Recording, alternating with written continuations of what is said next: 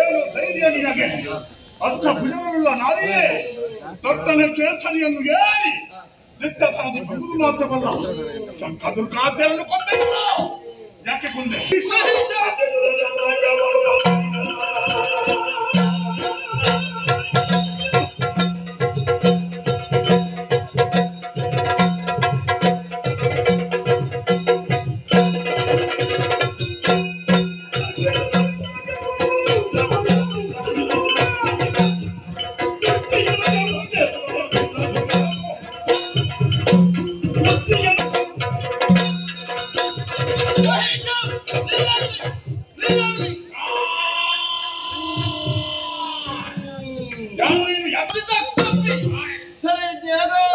ಹಾಡಿಸಿದೆಯಾ? ಸುಮನಸರನ್ನು ಕೆಣಕಿದೆಯಾ? ಸೂರ್ಯ ಚಂದ್ರಮನ ಸಂಚಾರಕ್ಕೆ ತೆರವಟ್ಟಿದೆಯಾ? ಸಾರಿ ಹೇಳುತ್ತಿದ್ದೆ, ನಿನ್ನ ಶಂಕದುರ್ಗದ ಸ್ಥಿತಿಯನ್ನು ಚೆನ್ನಾಗಿ ಓಡಿಸಿ ಸರ್ಪದವನ್ನು ಬಲಗೊಪ್ಪಿಸು.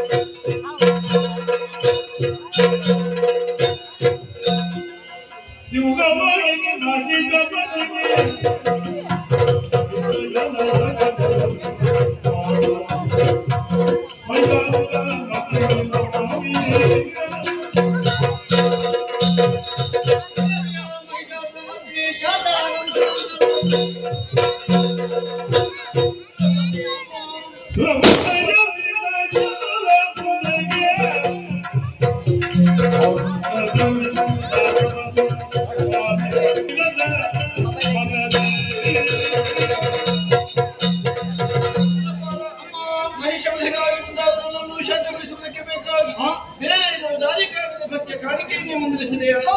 ಶಾಂತಳಾಗಿದ್ದೇವೆ. ವಿಷ್ಣುವಾದ ಮಹಿಷವನ್ನೇ ಹೊಂದಿಕೊಂಡು ಬಂದ ಶಂಕಾಸುರ, ದುರ್ಗಾಸುರ, ಬಿಡಲಾಸುರ, ಚಾಮರಾದಿಗಳನ್ನು ಜಯಿಸಿದೆ. ಬಳಿಕ 9 ದಿವಸಗಳ ಪರ್ಯಂತರ ಹಳ ಮಹಿಷ, ಪುಷ್ಪಾಣಿಗಿ, ಗಂಗಮಾತ, ಕಾತ್ಯಾಯಿ, ಕಾಲರಾತ್ರಿ, ಮಹಾಗೌರಿ, ಸಿದ್ಧಿದಾತ್ರಿ ಹೀಗೆ ನವಶಕ್ತಿ ರೂಪಗಳನ್ನ ಹೋರಾಡಿದವಳಿದ್ದೇನೆ. 10ನೆಯ ದಿನದಂದು ಖಳ ಮಹಿಷವನ್ನೇ ವಿಜಯವನ್ನು ಸಾಧಿಸಿದವಳಿದ್ದೇನೆ. ಮುಂದಕ್ಕೆ ಧರೆಯಲ್ಲಿ ಈ ಪವಿತ್ರವಾದ ದಿನಗಳನ್ನು ನವರಾತ್ರಿ ಹಾಗೂ ವಿಜಯದಶಮಿ ರೂಪದಲ್ಲಿ ಆಚರಿಸಿಕೊಂಡು ಬರಲಿ. ನೆರೆದ ಭಕ್ತರು ಶ್ರದ್ಧಾ ಭಾವದಿಂದಲೇ ನನ್ನನ್ನು ತೆಗೆಯುವ ವೇಳೆ ಕಾಮಿತಾರ್ಥ ಪ್ರದಾಯಿನಿಯಾದ ನಾನೇ ಒಲಿದು ಅವರ ಸರ್ವಾಭೀಷ್ಟಗಳನ್ನ ಪೂರೈಸಿಕೊಳ್ಳುವುದಕ್ಕಿದ್ದೇನೆ. ನೀನು ಮುಂದಕ್ಕೆ ಖಳರ ಭೀತಿ ನಿಮಗಿಲ್ಲ ಮಗನೇ. ಸೇರಿಕೋ ನಾಕವನ್ನು ಧರ್ಮ ಸಭಾಧ್ಯಕ್ಷನಾಗಿ ಮನೆಗಂದ. ಮುಂದಕ್ಕೆ ಖಳರಿಂದ ಕಷ್ಟ ಬಂತು ಅಂತ ಏನು ಮಾಡಲಮ್ಮ? ನೇರವಾಗಿ ತುಳಿನರಿಗೆ ಪ್ರಾಂತ್ಯವನ್ನೇರಿ ಬಂದು ಭಕ್ತಿಯಿಂದಲೇ ನನ್ನನ್ನು ತೆಗೆಯುವ ವೇಳೆ ಅಭಯ ಪುತ್ರಳಾಗಿ